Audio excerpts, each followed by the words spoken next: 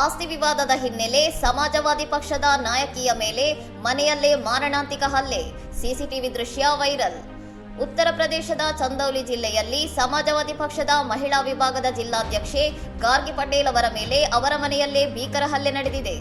ಮುಗಲ್ಸರಾಯ್ ಕೊತ್ವಾಲಿ ಪ್ರದೇಶದ ಮಡಿಯಾ ಗ್ರಾಮದಲ್ಲಿರುವ ಗಾರ್ಗಿ ಪಟೇಲ್ ಅವರ ಮನೆಗೆ ಕಾಶಿ ವಿದ್ಯಾಪೀಠ ಬ್ಲಾಕ್ನ ಮಾಜಿ ಮುಖ್ಯಸ್ಥ ಪ್ಯಾರೇಲಾಲ್ ಯಾದವ್ ಅವರು ಆಸ್ತಿ ವ್ಯವಹಾರದ ಮಾತುಕತೆಗಾಗಿ ಬಂದಿದ್ದಾಗ ಈ ಘಟನೆ ಸಂಭವಿಸಿದೆ. ಯಾದವ್ ಅವರಿದ್ದ ಮನೆಗೆ ಅವರ ಪತ್ನಿ, ಮಗ ಮತ್ತು ಮಗಳು ಆಗಮಿಸಿದ ಬೆನ್ನಲ್ಲೇ ಎರಡು ಕುಟುಂಬಗಳ ನಡುವೆ ಜಗಳ ತಾರಕಕ್ಕೇರಿ ಅದು ದೈಹಿಕ ಹಲ್ಲೆಗೆ ತಿರುಗಿದೆ. ಆರೋಪಿಗಳು ಗಾರ್ಗಿ ಪಟೇಲ್ ಅವರ ಕೂದಲನ್ನು ಎಳೆದಾಡಿ, ಒದ್ದು ಗುದ್ದಿ, ಟೇಬಲ್ ಮತ್ತು ಕಬ್ಬಿಣದ ರಾಡ್ನಿಂದ ಹಲ್ಲೆ ನಡೆಸಿದ್ದಾರೆ. ಈ ಸಂಪೂರ್ಣ ದೃಶ್ಯ ಮನೆಯ ಸಿಸಿಟಿವಿ ಕ್ಯಾಮೆರಾದಲ್ಲಿ ಸೆರೆಯಾಗಿದೆ.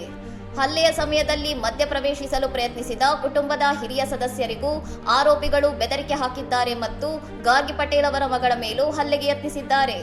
ಹಣಕಾಸಿನ ವಿವಾದದ ಹಿನ್ನೆಲೆಯಲ್ಲಿ ಈ ದಾಳಿ ನಡೆದಿದೆ ಎಂದು ಸಂತ್ರಸ್ತೆ ಆರೋಪಿಸಿದ್ದು, ಪೊಲೀಸರ 5 ವಿರುದ್ಧ ಎಫ್ಐಆರ್ ದಾಖಲಿಸಿಕೊಂಡು ಸಿಸಿಟಿವಿ ದೃಶ್ಯಾವಳಿಗಳ ಆಧಾರದ ಮೇಲೆ ತನಿಖೆ ನಡೆಸುತ್ತಿದ್ದಾರೆ.